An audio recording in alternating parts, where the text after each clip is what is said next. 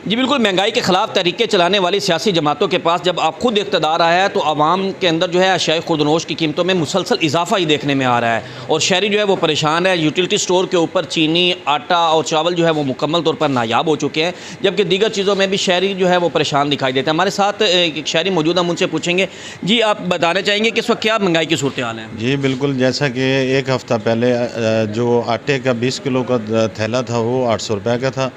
अब इसकी जो कीमत है वो 1300 रुपये हो गई। जैसा कि आयल है वो हर रोज़ की बुनियाद पे किचन की इस्तेमाल में आता है, तो उसमें भी बहुत ज़्यादा इजाफ़ा हो गया। जैसा कि अब चाय है जो एक दिन में 3-4 दफ़ा इस्तेमाल होती है, तो चाय के रेट में भी इजाफ़ा होया। जी बिल्कुल, चाय के रेट में इजाफा हो चुका है, कुकिंग ऑयल के रेट में 30 से 40 रुपये इजाफा हो चुका है, आटे के रेट में इजाफा हो चुका है और चावल के रेट में जो है वो 100 रुपये तक इजाफा देखने में आ रहा है। शहरी जो है मुसलसल परेशान दिखाई देते हैं। जी।